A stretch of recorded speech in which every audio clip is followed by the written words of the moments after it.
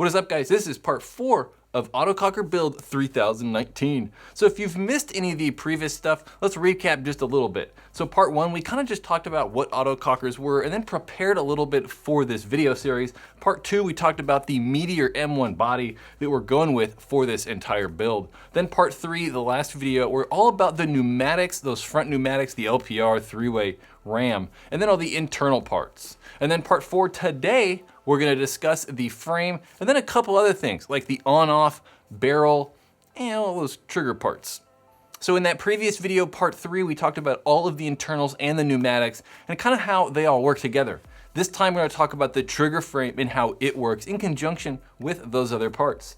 So we have the trigger frame, trigger plate, trigger spring, sear spring, and the timing rod. There's a couple other things that kind of like work in conjunction with these parts, but we'll get into those little minor details a little bit later on. On the first half of the trigger pull, you pull the trigger back, the trigger plate moves, pushing the sear or moving the sear out of the way, allowing the hammer to go forward and paintball gun shoots. On the back half of that trigger pull is when the timing rod comes into play.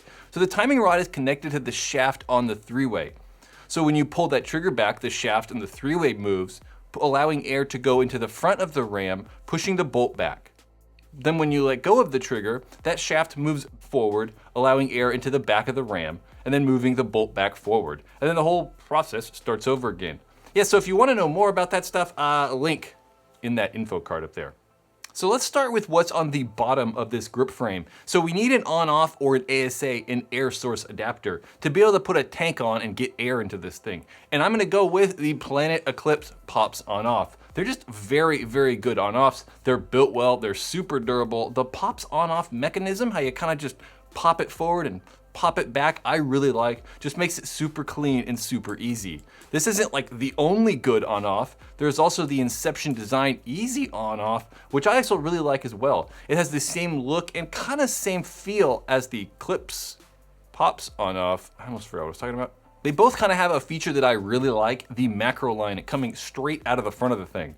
Just when you have your hand on the side of the gun, whether it's with this pops on off or that easy on off in Inception design, just makes it more comfortable because you don't have a hose or macro line coming out the side. So I'm a big fan of it coming straight out the front. The only drawback to the pops is it requires you to use that rail. And just putting the pops and that rail on the bottom of the frame just makes the gun a little bit taller.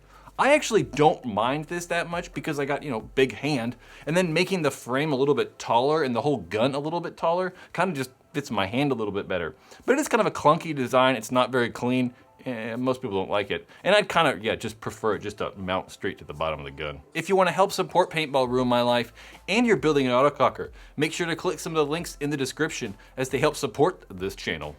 Coming after that ASA or that pops on off is gonna be the Inline regulator, the CP or custom products inline regulators. And they're just very, very good regs.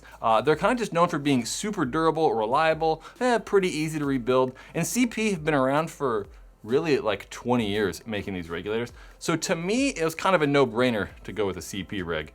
And I am gonna go with the second version though, mainly because I like that added length. On the version 3, the newest regulator, they're only doing one length. And on the previous 1 and 2 versions, they've done a small, medium, and large one. Or tall, I think they called that. This is that longer or tall version. They ain't called it tall, that'd be weird. It's definitely longer.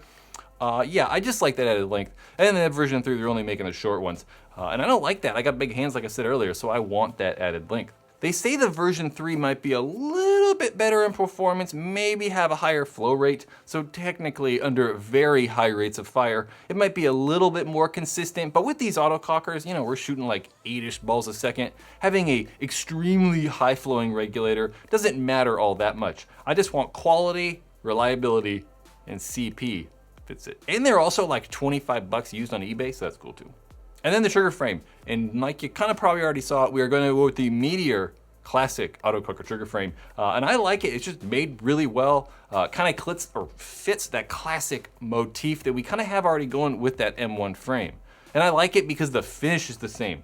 One thing that's kind of annoying when we're looking at like all these different aftermarket parts is like the dust or polish is going to be different. So we look at like this classic frame, and then even comparing it to the Planet Eclipse like finish on the pops on off, and it's different.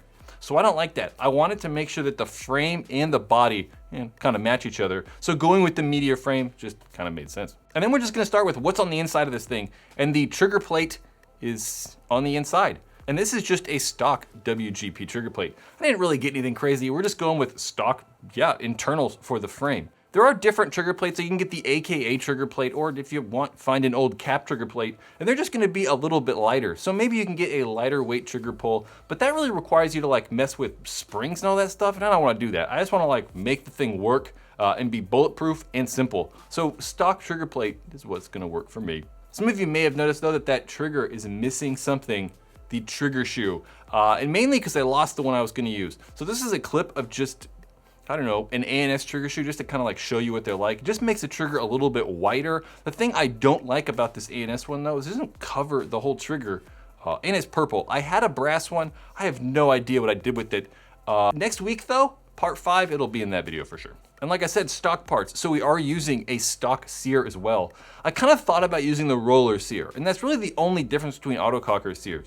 They have these sears that are just, really a piece of metal, and then they have a sear that's built with a ball bearing in it that actually touches the trigger. So that ball bearing in theory is gonna have a little bit less friction than the trigger plate and the sear kind of rubbing up against each other. And while that's true, the ones that I've shot, I didn't really notice all that much of a difference. I think that when we polish the trigger plate and when we polish the sear, having both of those polished spots kind of rub against each other already has a very little friction. So I don't really necessarily know if a roller sear is required to make that really smooth trigger pull. And they're also really expensive. They're like $50 and stuff for some of them. So just going with a stock one like I already own, and I think you can already make really smooth, is what I did. And then wrapping around this trigger frame are gonna be the Hogue wraparound grips. And they're just good grips, really. They're pretty inexpensive. You can kind of find them all over the place. They used on real guns and paintball guns alike. They're just good. And then getting paintballs downrange is gonna be the Planet Eclipse FL barrel kit. This is gonna be the full kit, so we're gonna have 4 of the barrel backs and the tip. So Planet Eclipse and Deadly Wind made this barrel together. Planet Eclipse are just making the aluminum backs, and then Deadly Wind are making that 2x2 carbon fiber woven barrel tip. This thing comes in at 14.5 inches when both of those are put together. So barrels, I think barrels are barrels at some point, right? They're tubes of aluminum. So I think if you have a barrel that's made well, using good paintballs, paintball gun works, you're for the most part gonna get good accuracy. So I don't think that these like FL barrels are like the best barrels ever and like you have to have these ones or your paintball gun's not gonna be accurate. I just like them because they look cool. I like that carbon fiber on the front. I like that matte finish, how they're not a gloss finish. I like the kind of rubber on the back, especially on these Autocockers with all these front pneumatics. Just unscrewing the barrel with that little added rubber just makes it a little bit easier to get a grip because you can't really get like, a good solid grip on the front of the barrel with the pneumatics on there. So that's part 4. We talked about trigger frame, internals in that frame, on-off, inline regulator, I guess the grips and barrel. If you have any Autococker questions, leave comment below. If you want to watch part 1, that introduction, maybe part 2, just about the body, or more about internals and the pneumatics, there will be links in the descriptions to those 3 videos. Next week, Wednesday, 9 a.m. Pacific Standard Time, we're gonna have this thing all the way completed. So make sure to check back for part 5 next week.